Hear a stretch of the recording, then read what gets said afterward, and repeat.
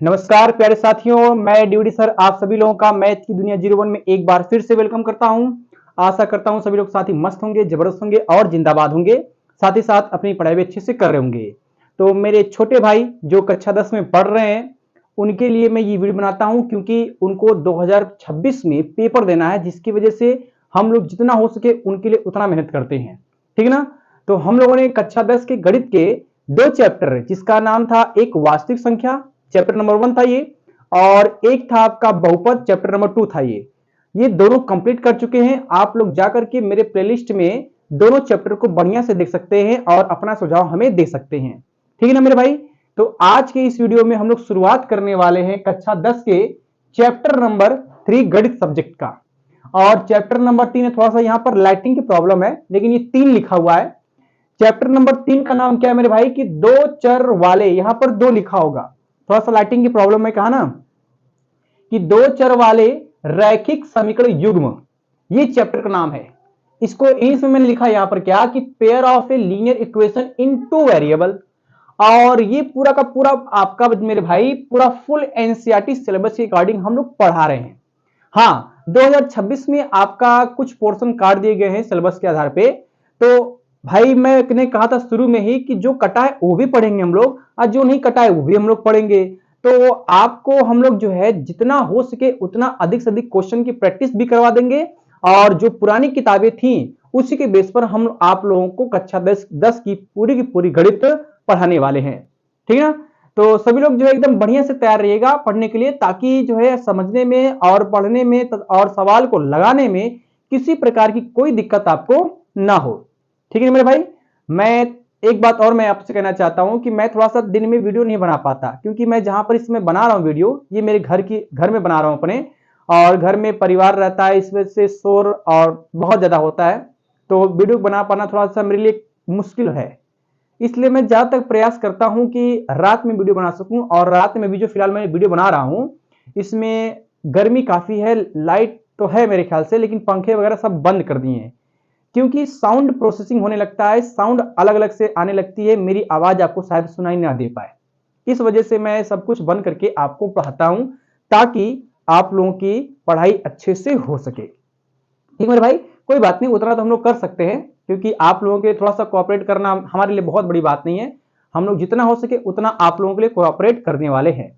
ठीक है ना। तो आइए हम लोग चैप्टर की शुरुआत करते हैं और देखते हैं कि चैप्टर में हमें बेसिक बातें कौन कौन सी पढ़नी है, जिसके आधार पे इस चैप्टर को हम लोग हर एक सवाल को बढ़िया से लगा सके। तो सबसे पहले हम लोग बात करेंगे मेरे भाई कि बहुपद और समीकरण में क्या अंतर होता है।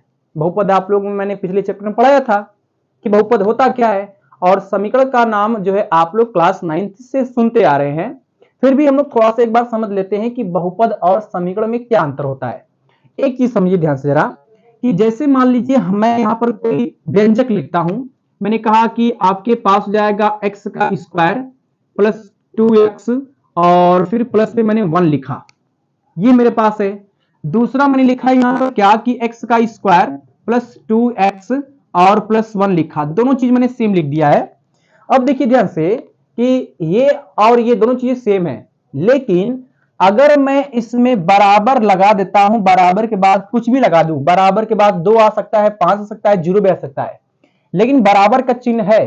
तो जैसे ही मेरे भाई बराबर का चिन्ह लगेगा, तो बराबर का चिन्ह लगने के बाद जो है ये पूरा का पूरा आपका बनेगा समीकरण बन जाएगा।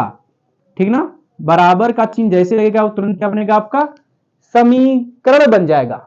लेकिन अगर बराबर का चिन्ह नहीं है तो आपका ये मेरे भाई पूरा आपका भी क्या रहेगा, बहुपद। ये हो जाएगा आपका बहुपद बन जाएगा। ठीक है ना। तो एक बात ये हमें समझनी है, तो मेरे भाई हमें एक बात ये समझ में आ गई कि जिस व्यंजक में बराबर का चिन्ह नहीं लगा होता है वो बहुपद होता है, और जिसमें बराबर का चिन्ह लग जाता है वो समीकरण बन जाता है। जैसे मैं बात करूं कि हमारे पास मान लीजिए ये हो जाएगा 5x का स्क्वायर प्लस में 1, और बराबर इसके मैंने 4 लिख दिया है ना। और दूसरा मैंने लिखा यहां पर क्या कि y का स्क्वायर और प्लस में 3। अब देखिए ध्यान से, इस वाले व्यंजक में बराबर का चिन्ह, ये बराबर का चिन्ह दिख रहा है यहां पर है, इसलिए ये पूरा का पूरा आपका समीकरण बन जाएगा ये आपका समीकरण बनेगा, और इसमें बराबर का चिन्ह नहीं तो ये बन जाएगा आपका बहुपद। तो ये ध्यान देना हमको है कि हम समीकरण उसी को कहेंगे जिसमें बराबर का चिन्ह दिखाई देगा। अगर बराबर का चिन्ह नहीं है तो आपका समीकरण नहीं होगा बल्कि वो बहुपद हो जाएगा। ठीक है ना। तो समीकरण बनाने के लिए हमें बराबर का चिन्ह होना बहुत जरूरी है, तब जाकर के वो बराबर का समीकरण बनेगा, अन्यथा वो बहुपद ही रहेगा। तो ये डिफरेंस होता है बहुपद और समीकरण में। बहुपद में बराबर का चिन्ह न हो, लेकिन समीकरण में आपका बराबर का चिन्ह होना चाहिए, तब जाके वो समीकरण बनेगा। ठीक है ना। इतनी बातें हमें समझनी थी। तो फिलहाल मैंने आपको बता दिया कि बहुपद और समीकरण में क्या अंतर होता है, ये आपने जान लिया। अब हम लोग थोड़ा सा बात करेंगे कि जो आपका चैप्टर 3 है, जिसका नाम दो चर वाले रैखिक समीकरण युग्म दिए हुए हैं, ये आपके चैप्टर का नाम है। इसमें हम लोग पहले चैप्टर को समझेंगे कि चैप्टर का मतलब क्या होता है, जो चैप्टर का नाम उसका मतलब क्या होता है। देखिए यहां पर दो चर है। पहले तो मैं बात करूंगा चर की, लिख भी दे रहा हूं यहां पर, ऐसे समझेंगे आप लोग कि चर की हम लोग बात करेंगे। चर का मतलब क्या होता है, देखिए ध्यान से। जैसे सिंपली भाषा में अगर मैं कहूं, चर हम उसको कहेंगे जो आपके एक्स आते हैं, वाई आते हैं, जेड आते हैं, ईटीसी, ये जो मतलब अंग्रेजी वर्णमाला के अल्फाबेट होते हैं, है ना, अंग्रेजी वर्णमाला के अक्षर जो होते हैं, उससे हम लोग बेसिकली चर कहते हैं। सिंपल सी बात एकदम है। जो अंग्रेजी वर्णमाला में यूज होने वाले हैं एक्स वाई जेड, ये आपका चर होते हैं। इसी को हम लोग यहां पर चर के रूप में समझेंगे, है ना, चर।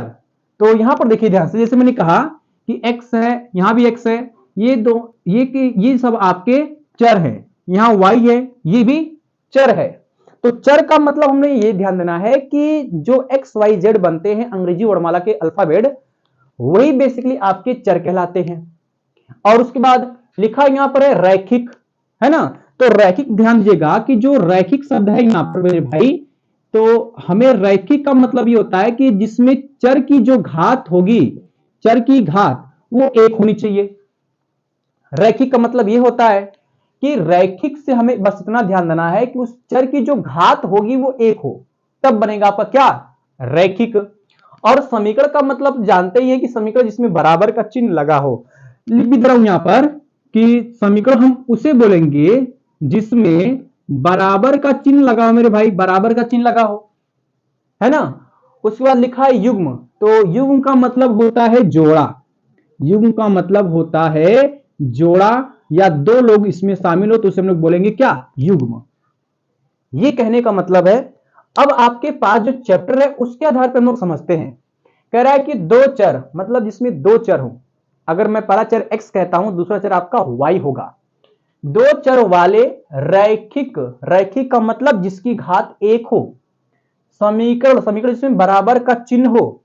युग्म मतलब जोड़ा, जिसमें मतलब दो समीकरण हो और उन दोनों समीकरणों में चर की घात एक हो और उसमें दो चर हो, तो आपका रैखिक समीकरण होगा।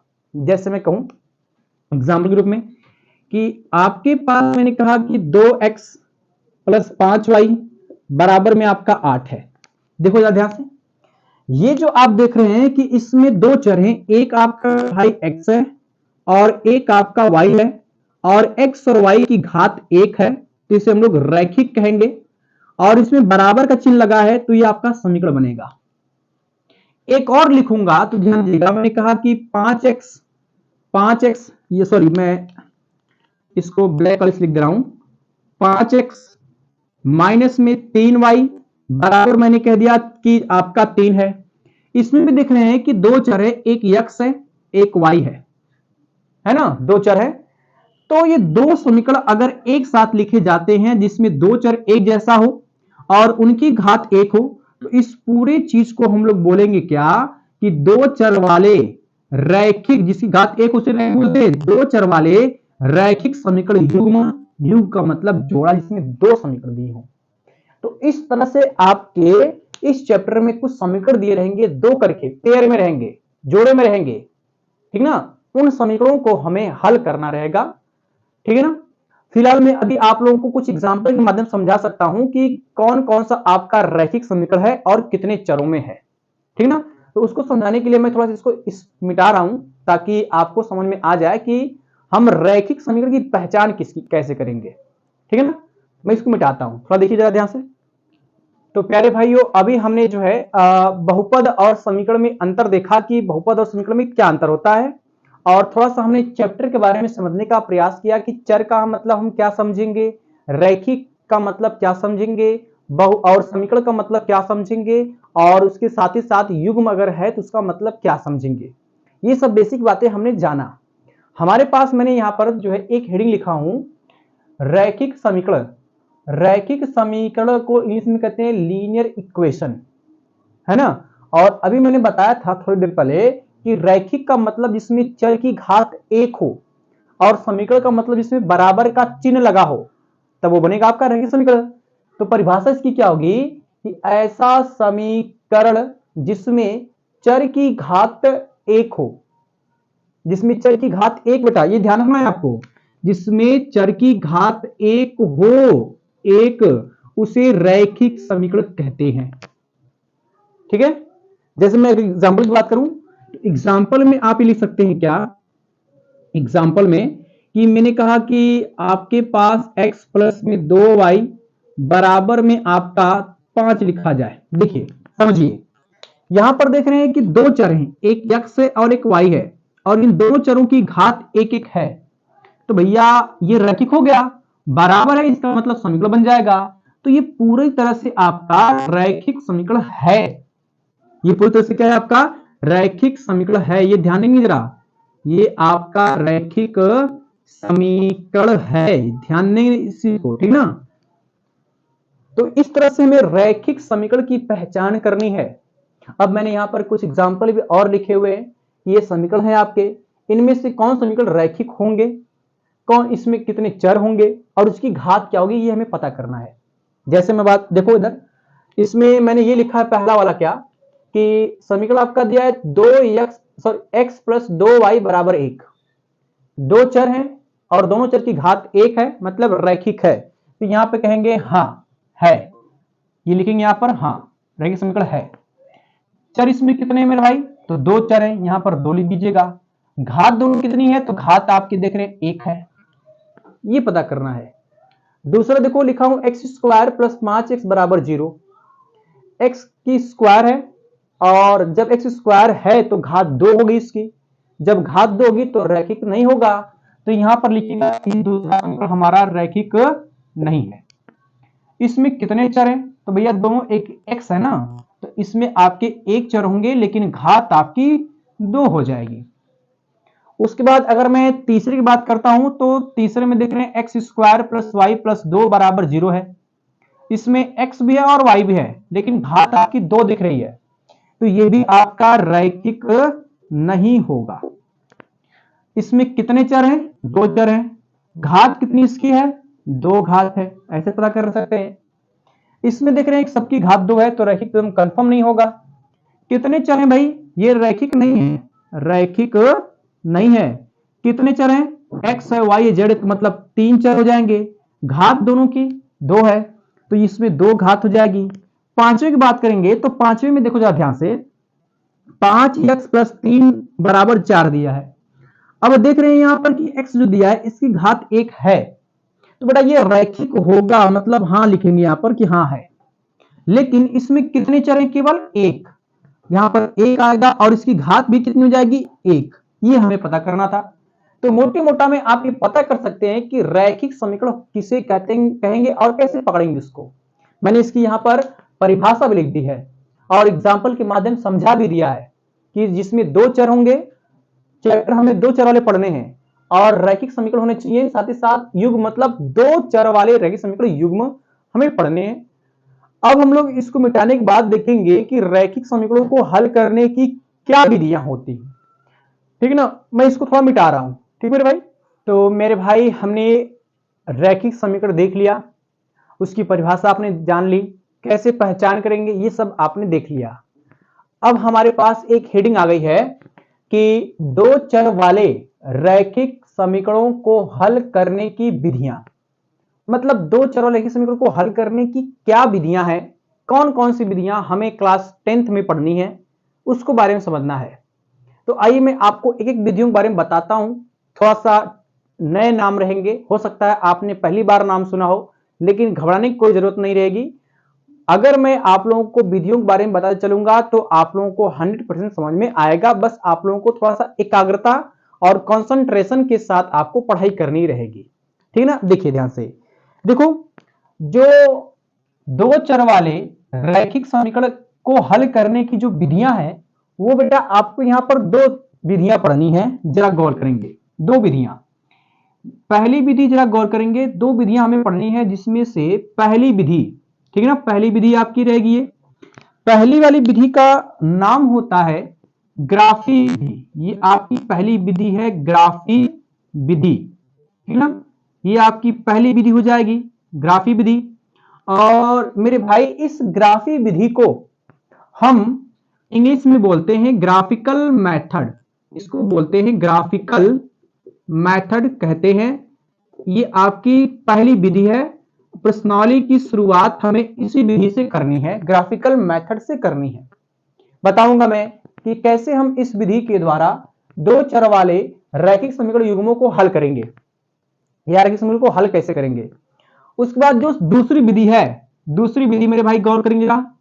दूसरी विधि बच्चे आपके पास है वो है आपका बीजगणितीय विधि। ये हो जाएगा आपका बीजगणितीय विधि। ये आपकी दूसरी विधि है बीजगणितीय विधि। और इस बीजगणितीय विधि को हम लोग इंग्लिश में कहते हैं अलजेब्रिक मेथड। ये आपका अलजेब्रिक मेथड है मेरे बच्चे, ध्यान दीजिएगा। ये आपकी सेकेंड विधि है। अच्छा, अब जरा गौर करिएगा, पेपर में क्या है ना कि पेपर में आपसे जो सवाल पूछेंगे वो अधिकांशतः मेरे भाई इसी बीजगणितीय विधि से ही पूछेंगे। ग्राफी विधि से कम चांस है कि पूछे पेपर में। और इस बार के सिलेबस में ग्राफी विधि हट भी गया है। हो सकता है एक आध क्वेश्चन हो या एक आध प्रश्नावली मिल जाए, लेकिन अधिकांश क्वेश्चन आपको इसी बीजगणितीय विधि पर मिलने वाले हैं, ठीक ना, अलजेब्रिक मेथड। अब एक बात और गौर करिएगा, जो बीजगणितीय विधि है इसको तीन भागों में डिवाइड किया गया है, या इसके तीन विधियां और हैं। कौन कौन से जरा देखिए ध्यान से। इसकी तीन विधियां मेरे बच्चे और होती है, उसको मैं बताता हूं, जरा गौर करिएगा। और इस सब आपको क्लास 10th में पढ़ना है, सब पढ़ना है, जरा गौर करिए। तीसरी विधि मतलब जो दूसरी विधि है इसको तीन भागों में डिवाइड किया गया है, जिसमें से पहली विधि बच्चे आपकी है प्रतिस्थापन विधि। ये हो जाएगी आपकी प्रतिस्थापन विधि, ठीक ना। तो ध्यान देंगे कि प्रतिस्थापन विधि हो जाएगी। और इस प्रतिस्थापन विधि को हम इंग्लिश में कहते हैं क्या, सब्स्टिट्यूशन मेथड। सब्स्टिट्यूशन मेथड जरा गौर करेंगे। सब्स्टिट्यूशन है यहां पर, सब्स्टिट्यूशन मेथड। चलिए ये सब्स्टिट्यूशन मेथड हो जाएगा। उसके बाद जो है इसी बीजगणितीय विधि की जो दूसरी विधि है उसको हम लोग समझेंगे। दूसरी विधि बच्चे, दूसरी विधि का नाम होता है विलोपन विधि। ध्यान देंगे जरा, विलोपन विधि ये आपकी दूसरी विधि है। ये हो जाएगी हमारे पास क्या मेरे भाई, दूसरी विधि। इसको हम इंग्लिश में कहते हैं एलिमिनेशन मेथड। ये हो जाएगा हमारा एलिमिनेशन मेथड हो जाएगा, ठीक है ना। चलिए दूसरी विधि हमने जान ली। और इसी का जो तीसरी विधि है, इसी की तीसरी विधि, उसका नाम होता है वज्र गुणन विधि। ये आपकी तीसरी विधि है मेरे भाई, वज्र गुणन विधि आपकी तीसरी विधि हो जाएगी। इसको हम लोग कहते हैं क्या, इसको कहते हैं मेरे भाई क्रॉस मल्टीप्लिकेशन। ध्यान देंगे जरा, क्रॉस मल्टीप्लिकेशन मेथड। जो जाएगा हमारे पास क्रॉस मल्टीप्लिकेशन मेथड, ये हो जाएगा। तो तीन विधियां आपको जो है इस बीजगणितीय विधि में पढ़नी है। जो आपका है पहला प्रतिस्थापन विधि, दूसरा है आपका विलोपन विधि, और तीसरा है जो आपका वज्र गुणन विधि, ठीक ना। तो वैसे देखा जाए टोटल आपके कुल कितनी विधियां हो गई, दो चर वाले समीकरणों को हल करने की जो विधियां हैं वो आपका एक ग्राफी विधि, और इसमें आपके तीन विधि हैं। एक है आपका प्रतिस्थापन विधि, एक है आपका विलोपन विधि, और एक आपका क्या है, वज्र गुणन विधि। ये कुल मिला के चार विधियां आपको पढ़नी है कक्षा 10 में, जिसके आधार पर प्रश्नावली के सवालों को लगाया जाएगा, ठीक मेरे भाई। तो ये चार विधियां हैं, आप इसको नोट कर लीजिएगा। अब हम लोग क्या करेंगे, एक एक विधि को समझते चलेंगे कि कौन सी विधि लगेगी किस सवाल में, ठीक ना। तो अब मैं इसको मिटाने के बाद कुछ एग्जाम्पल की शुरुआत करने जा रहा हूं, जिसके आधार पे आप जो है इस ग्राफी विधि को समझ पाए। ये तो आपको पढ़ना ही है बाद में, लेकिन ग्राफी विधि को समझ लेंगे तो हाई सब थोड़ा सा आप लोगों के लिए और अच्छा हो जाएगा। ठीक है, तो हम लोग जो है इसको मिटा करके क्वेश्चन की शुरुआत करते हैं और देखते हैं हमारा क्वेश्चन कहता क्या है। ठीक मेरे भाई, देखिए तो मेरे भाई हमने जो है आपके इस चैप्टर में बिल्कुल बेसिक जो बातें थी वो सब कवर कर लिए हैं। अब हम लोग जो है उदाहरण की बात करने वाले हैं। ठीक ना, तो आपको जो है यहां पर उदाहरण दिख रहा होगा, जो उदाहरण नंबर 2 है।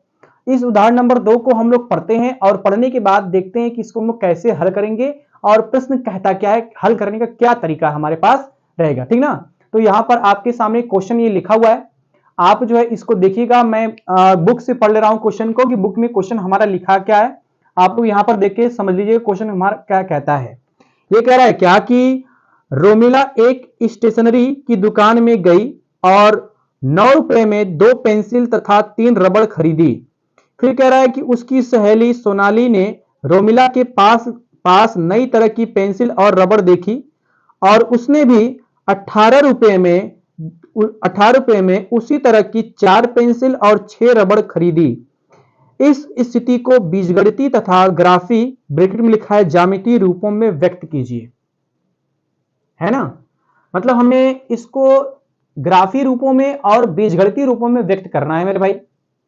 सवाल है आपका, इसमें 2 बच्चियां, एक रोमिला है और एक सोनाली है। रोमिला क्या करती है कि 9 रुपए में 2 पेंसिल और 3 रबड़ खरीदती है और सोनाली जो है 18 रुपए में 4 पेंसिल और 6 रबड़ खरीदती है। तो भैया हमें इस चीज को जो है बीजगणितीय रूप में व्यक्त करना है और साथ ही साथ इसे ग्राफी रूपों में भी दिखाना है। तो आइए हम लोग देखते हैं। पहले तो हम ये मान चलेंगे, क्योंकि जो सवाल आपके यहां पर दिखे ना, इसको हम लोग बोलते हैं इबारती प्रश्न, जो पढ़कर लगाने वाले होते हैं, जिसको हम लोग मानकर लगाते हैं। तो यहां पर मानना पड़ेगा कि माना एक पेंसिल और एक रबड़ का मूल्य इतना इतना है, या एक पेंसिल का मूल्य x रुपया तो एक रबड़ का मूल्य y रुपया हो जाएगा। है ना, देखिए जहां से स्क्रीन में आपके सवाल है, मैं उसी के बेस पर चल रहा हूं। मैं यहां पर उसका डायरेक्ट हल लिख रहा हूं बेटा। देखिए जहां से अगर मैं इसके सॉल्यूशन की बात करूंगी तो लिखेंगे यहां पर कि माना एक पेंसिल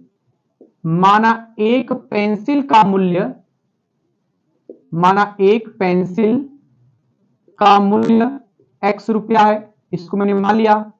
एक पेंसिल का मूल्य हमारे पास हो गया x रुपए, और उसके बाद एक रबड़ लिया गया, तो एक रबड़ ऐसे लिखेंगे मेरे भाई, एक रबड़ का मूल्य, और एक रबड़ का मूल्य हम लोग मान लेंगे y रुपया। है ना, y रुपया मान लेंगे।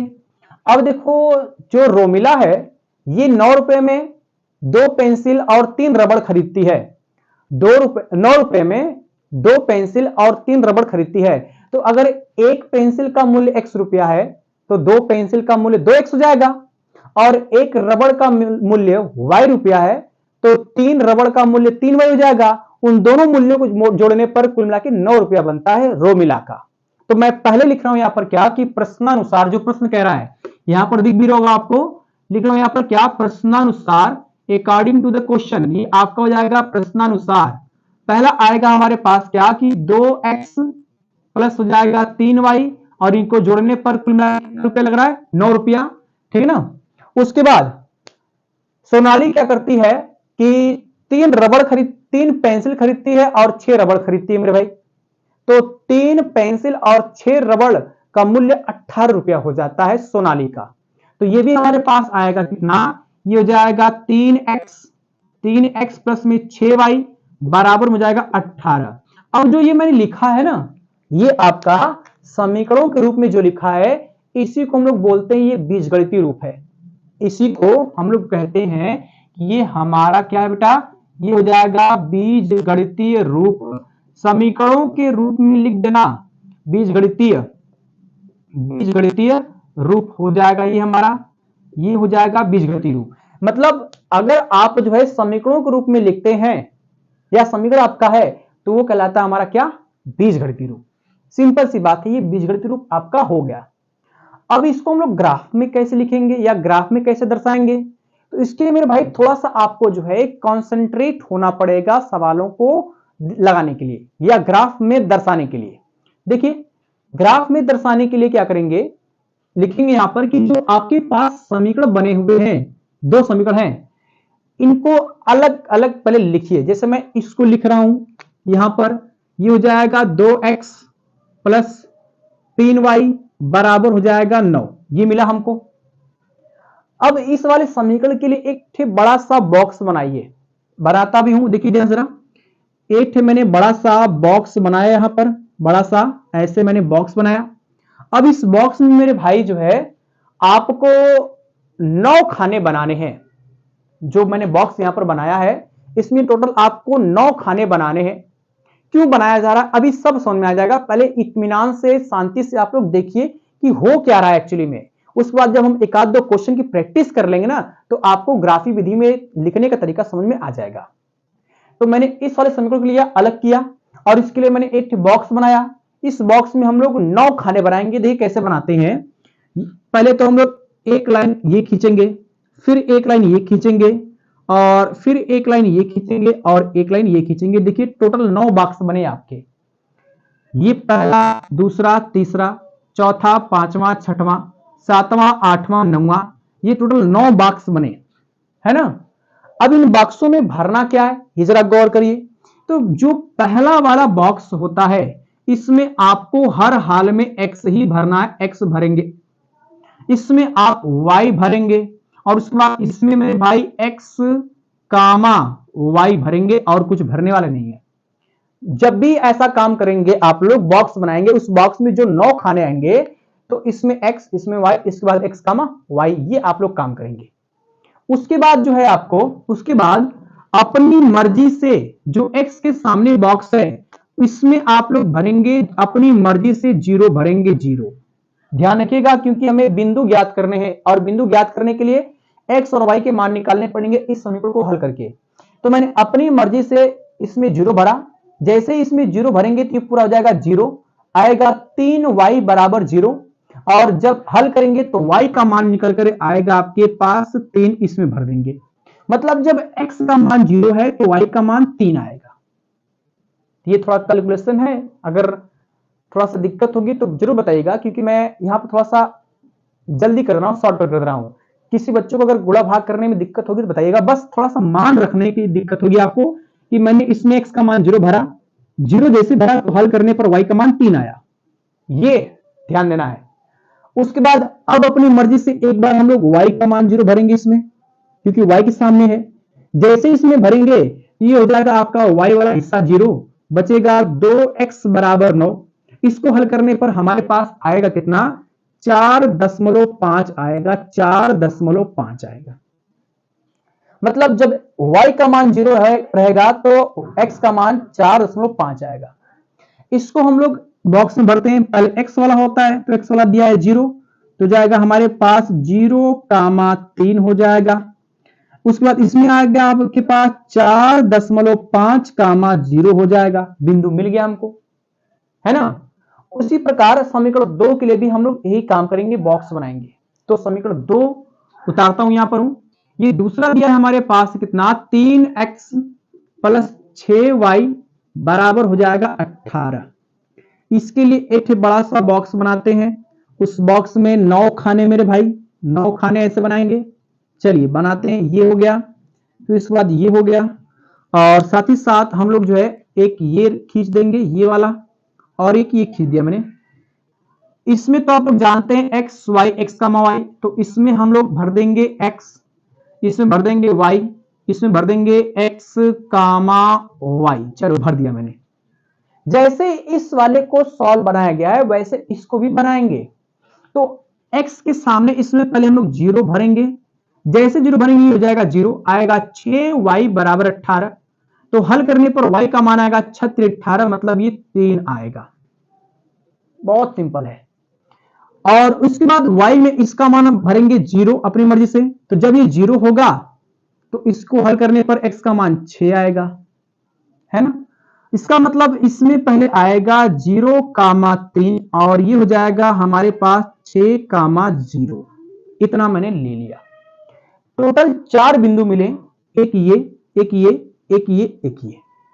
अब देखिए ध्यान से, इस वाले बिंदु को हम नाम देंगे ए नाम देंगे, इसको बी नाम देंगे, इसको सी नाम देंगे और इसको डी नाम देंगे। आपका मन करेगा तो पी क्यू आर एस कोई बिंदु नाम दे सकते हैं। अब इन बिंदुओं को हमें जो है चतुर्थांशों में या कार्तीय तल में दर्शाना रहेगा। कार्तीय तल जिसमें एक्स और वाई होते हैं, ये क्लास 9th में आपने पढ़ा था, तो उसको मैं दर्शाता हूं। देखिए ध्यान जरा, पहले आप बनाएंगे एक्स और वाई, मैं बनाता हूं बच्चे, देखिए ध्यान जरा। ये मैं खींचा, आप जानते हैं कि ये वाई वाला अक्ष होता है, ऊपर से जो नीचे आता है आपका। उसके बाद मेरे भाई हम लोग 36 खींचेंगे, ये वाला 36 को मैंने ऐसे खींच दिया, ये एक्स वाला हो गया। इधर आप जानते हैं कि ये होता है एक्स और ये एक्स होता है, इधर वाला होता है एक्स डैश, ऊपर वाला होता है वाई और नीचे वाला होता है वाई डैश, जो बीच में रहता है उसको बोलते हैं मूल बिंदु। इतना आप लोग जानते हैं। इसमें एक बात और मैं कर दे रहा हूं, क्या कि इधर जो एक्स वाला होता है उसको हम लोग जो है प्लस कहते हैं कि ये प्लस वाला होगा, प्लस की दिशा में होगा, ये प्लस वाला होगा ये। और इधर वाला मेरे भाई आपका माइनस वाला होता है, माइनस एक्स अक्ष होता है। ऊपर वाला मेरे भाई आपका प्लस वाई वाला होता है, प्लस वाई। नीचे वाला मेरे भाई बच्चे आपका माइनस वाई वाला होता है, ये वाला हो गया। तो इतना हमने कर लिया। अब इन बिंदुओं को थोड़ा दर्शाते हैं। तो पहले जीरो है, जीरो से इधर चलेगा धनात्मक, इधर चलेगा तो ऋणात्मक। हम चलते हैं इधर, मैंने यहां पर लिया आपका ये पहला बिंदु हो गया 1, ये हो गया 1। यहां पर लिया तो ये हो जाएगा आपका 2, यहां पर लूंगा तो ये हो जाएगा आपका 3, और यहां पर लूंगा तो ये हो जाएगा हमारा 4, फिर यहां पर लूंगा तो जाएगा हमारा 5, और यहां पर लूंगा तो हमारा हो जाएगा 6। आपका मन चलेगा तो और भी बढ़ सकते हैं, है ना, ऐसे हमें लेना है। लेकिन एक बात ध्यान देना है कि जो बिंदु मैं ले रहा हूं ना, एक बात ध्यान रखना कि इन बिंदुओं के बीच में जो गैपिंग है वो एकदम एग्जैक्ट बराबर होनी चाहिए। ग्राफ अगर आपको पेपर मिलता है, ग्राफ मिलेगा वैसे, तो एग्जैक्ट एकदम दूरी बराबर लेनी, ताकि ग्राफ बनाने में कोई दिक्कत ना हो, ठीक ना। तो इस तरह से मैंने इधर ले लिया। ऊपर चलेंगे तो ऊपर धनात्मक है, इधर भी धनात्मक आएगा, तो ऊपर मैं बनाता हूं, देखिए ध्यान से, इसको मैं लिया यहां पर, ये हो जाएगा 1, ये हो जाएगा मेरे बच्चे 2, और इसके ऊपर आएगा हमारे पास 3, फिर इसके ऊपर आएगा हमारे पास 4, ये हो जाएगा 4, और इसके ऊपर हो जाएगा हमारे बच्चे 5, और इसके ऊपर हो जाएगा हमारे पास 6। आप चाहे तो और भी ऊपर बढ़ा सकते हैं, 6 7 8 9 जो भी करना चाहे कर सकते हैं, अनंत तक जा सकते हैं। ये भी अनंत तक, इधर आएंगे तो ऋणात्मक, इधर आएंगे तो ऋणात्मक। मैं ले लेता हूं इकट्ठे, ये हो जाएगा हमारा बेटा -1, ये हो जाएगा हमारा जो है -2, नीचे आएंगे तो ये जाएगा हमारा -1, और भी नीचे ले आएंगे तो ये जाएगा हमारा -2। इतना कर सकते हैं, ठीक ना। अब इन बिंदुओं को हम लोग दर्शाते हैं। देखो जरा ध्यान से, जो पहला बिंदु आपका दिया है ए 0,3, मतलब x पे चलेगा 0 और y पे चलेगा 3। हम मैं एक बात ये भी कह रहा हूं कि अगर मान लीजिए हमारे पास कोई बिंदु रहता है 2,3, तो ये ध्यान देना है आपको कि जो 2 होता है वो x का होता है और 3 बेटा आपका y का होता है। तो पहला वाला निर्देशांक x का, दूसरा वाला निर्देशांक y का होता है। इसलिए हमें ये ध्यान देना है कि पहला वाला जो मान होगा वो x का, दूसरा वाला मान y का। तो पहले तो x पे 0 चल रहा है, y पे चल रहा है 3, तो y पे चल रहा है 3 पॉजिटिव की ओर, इधर आएगा हमारा। इसका मतलब यहीं पे हमारा जो है, यहीं पे हमारा बिंदु A है जिसका मान 0,3 दिया है, निर्देशांक 0,3 दिया है। बी वाले की बात करते हैं, तो बी वाला आपका दिया है 4.5,0, ये एक्स अक्ष पे चलेगा। 4.5 मतलब 4 से बड़ा है और 5 छोटा, मतलब इसके बीच में आएगा ये वाला हो जाएगा। और इसको मैं कहूंगा कि ये बी वाला है और इसका मान निर्देशांक है 4.5,0। अब देखिए ध्यान से, जो आपका ये वाला है और ये वाला है, इसको हम लोग मिलाएंगे, इसको मिलाएंगे तो एक रेखा तैयार होगी। इस तरह से एक रेखा ऐसे तैयार हो जाएगी, है ना। और नीचे चाहे ऊपर, या तो नीचे या तो ऊपर, तीर का निशान दे करके जिसका हमने रेखा खींचा है उस वाले समीकरण को लिख देंगे यहां पर। जैसे मैंने इसका खींचा है तो हो जाएगा हमारे पास कितना, 2x + 3y = 9। ये हो जाएगा मेरे भाई, पहला काम आपको ये करना है। सेम वैसे ही आपको इस वाले का भी दर्शाना है, तो दर्शाते हैं। देखिए ध्यान जरा, ये सी दिया है 0,3, 0,3, तो यहीं पर रह जाएगा, मतलब जहां पर ए है वहां पर आपका सी भी है। डी वाला देखो 6,0, तो 6,0 मेरे भाई कहां जा सकता है, आपका 6 चलेगा यहां पर, ये आएगा हमारे पास डी वाला, ये हो जाएगा 6, ये डी वाला है, इसका हो जाएगा 6,0। इसको हम लोग मिलाएंगे, थोड़ा सा मैं इसको हटा करके यहां कर दे रहा हूं कि बी वाला दिया है हमारे पास 4,5,0, ये 6 दिया, इसको मिलाएंगे, इससे मिलाएंगे, और ये थोड़ा सा आगे सीधे बना लेंगे ऐसे, और ये चला जाएगा सीधे ऐसे, ठीक ना। इसको आगे की ओर और खींचेंगे, थोड़ा सीधे सीधे बनाएंगे तो ग्राफ एकदम सही बनेगा आपका। और नीचे जो है इसका समीकरण लिख देंगे, क्या दिया है, 3x + 6y = 18, ये हो जाएगा हमारे पास कितना, 3x + 6y बराबर हो जाएगा 18, ये हमको मिल जाएगा। बस ये जो बना है बच्चे, इसी को हम लोग बोलते हैं क्या है कि ये आपका ग्राफीय रूप है। ये कौन सा रूप है मेरे भाई, ग्राफीय रूप हो जाएगा, तो आपने ग्राफीय रूप भी बना लिया, ठीक है ना। इस तरह से हमने कर लिया, तो ऐसे ही करना है हर सवाल में।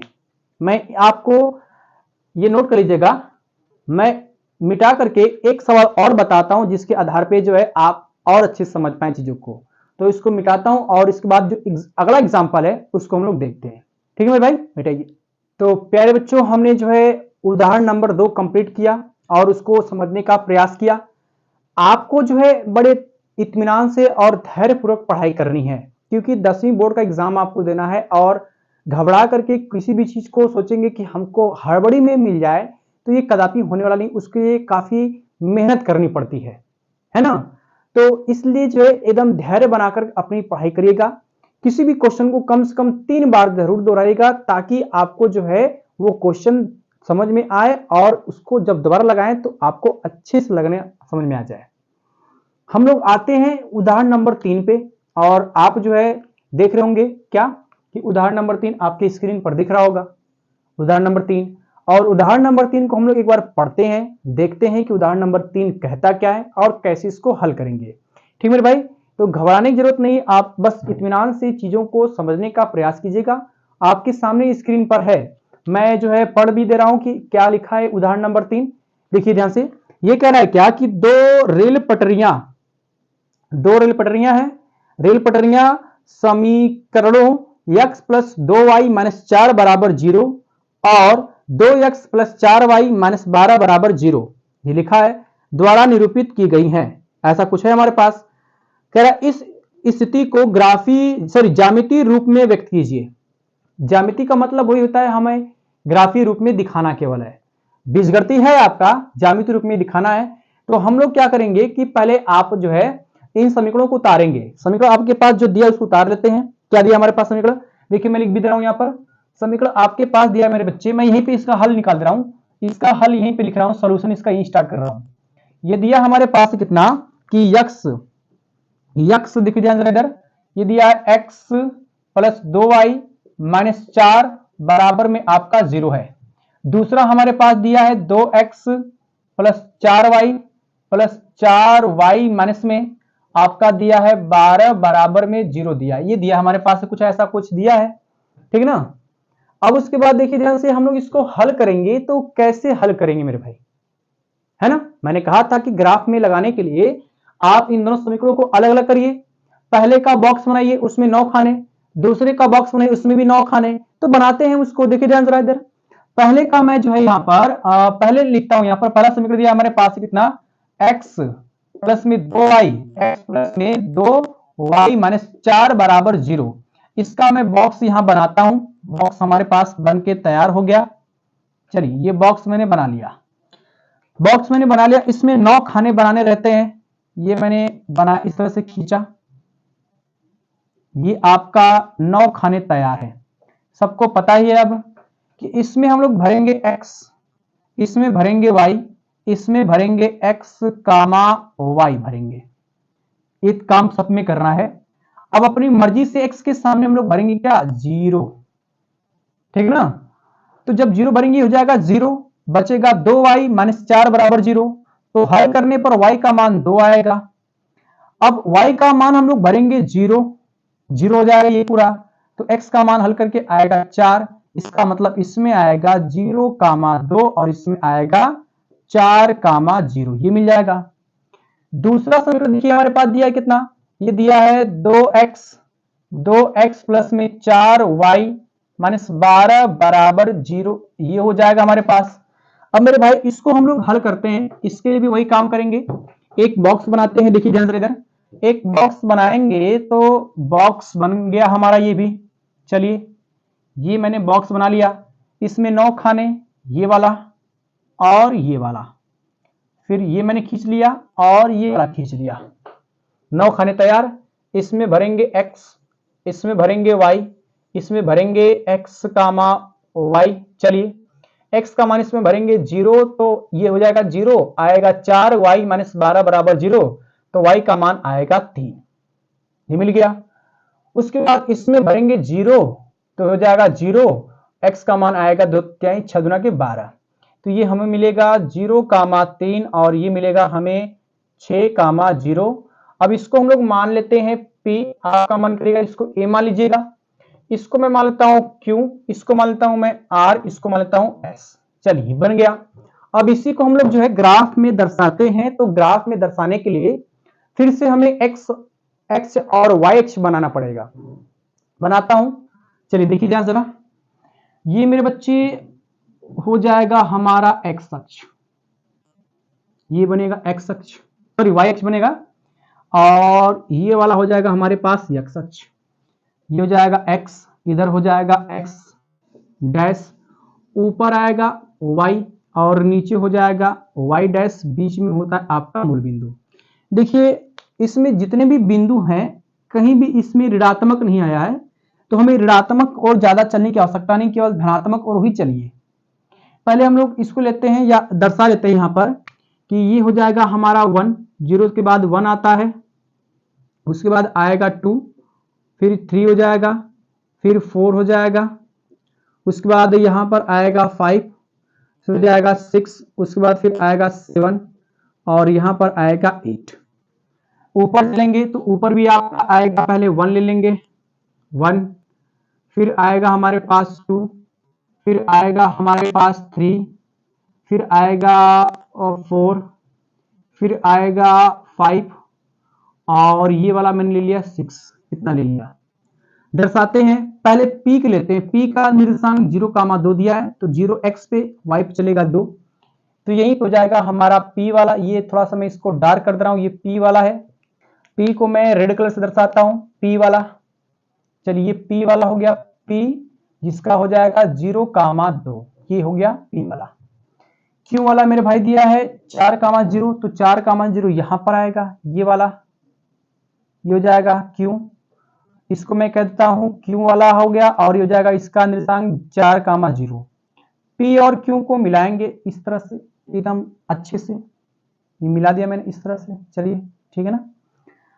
अब तीर के निशान दे करके इस समीकरण उतारता हूं मैं, ये दिया हमारे पास कितना, ये दिया है x प्लस 2y माइनस में 4 बराबर 0, उतार लिया। उसके बाद दूसर का बेटा देखते हैं, दूसर का r दिया है हमारे पास 0,3, तो ये चलेगा इस पे चलेगा, ये हो जाएगा हमारे पास r वाला, इसका हो जाएगा 0,3 हो जाएगा। उसके बाद यस वाला है, एस का दिया है 6,0, तो एक्स पे आएगा, ये हो जाएगा एस वाला, एस का हो जाएगा 6,0। अब इसको मिलाते हैं, देखिए ध्यान जरा इधर, मैंने मिलाया और ये हो गया हमारे पास, ऐसे तीर का निशान मैंने दिया, और तीर का निशान देने के बाद उस समीकरण को लिख देते हैं। समीकरण हमारे पास कितना दिया मेरे भाई, ये दिया है 2x प्लस 4y माइनस 12, मिल जाएगा 2x प्लस 4y माइनस में 12 बराबर हो जाएगा 0। देखिए यहां पर ये 2 रेल पटरियां हैं, ये रेल पटरियों ग्राफ एकदम सीधे सीधे बना हुआ है, एकदम बढ़िया से देख लीजिएगा, ऐसे ही बना के छोड़ना था। और इसको, इसी को हम लोग बोलते हैं ग्राफीय रूप बोलते हैं, और ग्राफीय रूप को हम लोग बोलते हैं ग्राफिकल फॉर्म हो जाएगा आपका, ये हो जाएगा ग्राफिकल फॉर्म, ठीक है ना। तो बस ये कंप्लीट हो गया। बहुत सिंपल है, बस आपको थोड़ा सा ये बॉक्सिंग में करना क्या है, बॉक्स को कैसे भरना है, ये ध्यान देना पड़ेगा। ठीक मेरे भाई। तो अगर किसी बच्चे को बॉक्स वगैरह में दिक्कत आती है कि किसमें क्या भरना है क्या नहीं भरना है, एक कमेंट कर देगा, मैं इसको अलग से समझा दूंगा, अलग से वीडियो बना के समझा दूंगा कैसे हमें करना है। तो हमारा एग्जाम्पल नंबर 2 और एग्जाम्पल नंबर 3 कंप्लीट हो गया है। अब हम लोग बढ़ेंगे प्रश्नावली की ओर। तो प्रश्नावली को हम अगले वीडियो में देखेंगे 3.1। ठीक मेरे भाई। तो इस वीडियो को ज्यादा से ज्यादा शेयर करिएगा अपने दोस्तों में और अपनी पढ़ाई भी अच्छे से करते रहिएगा। हम मिलेंगे ऐसे ही मस्त वीडियो के साथ और अपनी पढ़ाई जो खरों साथ पढ़ते रहेंगे। तो आइए हम देखेंगे अगली वीडियो में। तब तक के सभी साथियों से मैं लेना चाहूंगा अलविदा और thank you for the watching this video. जय हिंद, नमस्कार, जय हिंद।